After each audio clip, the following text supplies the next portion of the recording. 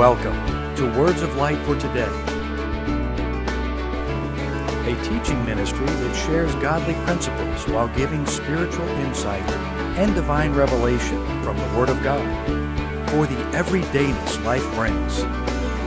Be richly blessed as we join Linda Adkins. On the 3rd of January, I said to you, not a day goes by that you can't sow something. I said that to you on the 3rd.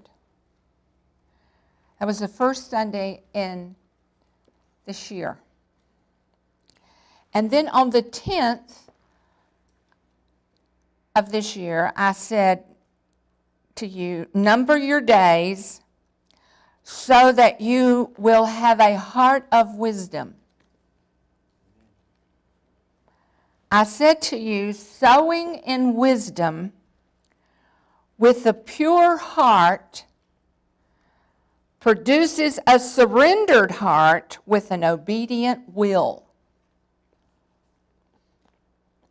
See, you don't just obey from your heart, you obey from your will. Your will can override your heart.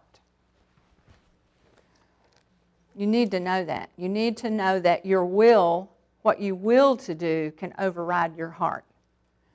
Well, my heart tells me one thing, but, then your will, if your will is not set, then your will can override your heart. So you have to have a surrendered heart. Your heart is totally surrendered to God, so you have an obedient will. Your will do exactly what you want it to do, what your spirit wants it to do. Now, then we said last week that it is that our words become the seeds that we sow. We talked about the sower sowing the word from Mark chapter 4, verses 11 and 12. And we said that our words are the seeds, and that the seeds that we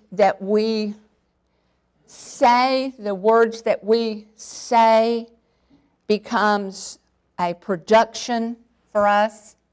You begin to say things that, aren't productive, and you can reap that as well. What you say is going to come to pass.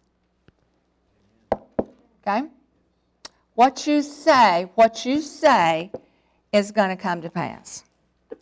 But not all seeds, listen to me now, here's where we're going to start in what we do on the 17th. What we say is not always the seeds that we sow, and the seeds is not always words. Are you going to confuse us? Not a bit. I'm not going to confuse you. I'm going to help you. A lot of the things that we say, the words we say, are seeds. But all seeds are not words. Okay, we're all straight with that, right? So what is? Here's what it is, and you find it. I won't give it to you, you find it. You know this. I am the vine, and you are the branches. Where's that at? John 15, verse 5. Well, verse 4 says, abide in me and I in you, as the branch cannot bear fruit of itself, except it abide in the vine. No more can you, except you abide in me. Then verse 5 says, I am the vine, you are the branches. He that abides in me and I in him, the same brings forth much fruit. For without me, you can do nothing. That's one of the first things the Lord made stand up off of the page for me back some 35 years ago. It was like, for without me, you can do nothing, stood up about that high off the page. He wanted me to know that it was not going to be anything I did that was done without Him. Are you hearing me? Okay, so He says that the fruit we produce is going to come from our abiding. He's the vine, we're the branches. So the fruit then comes from us. So then here's the deal.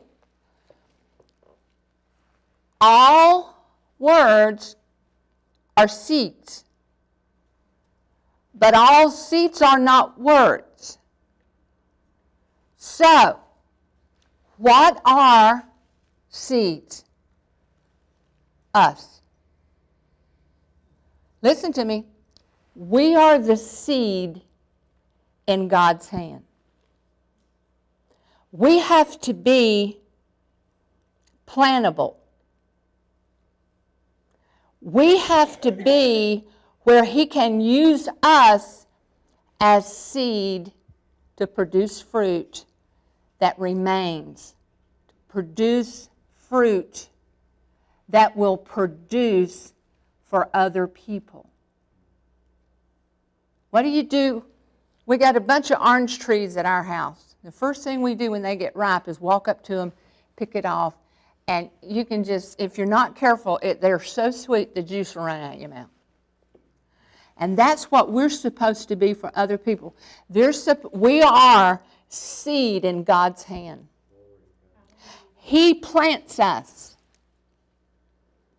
We're abiding in Him. We are planted in Him. That branch, that vine that we are part of died and came to life. And it started sprouting branches, which is us. Those branches are us. And those branches is where the fruit is produced. Fruit, much fruit, more fruit from being seed in His hand.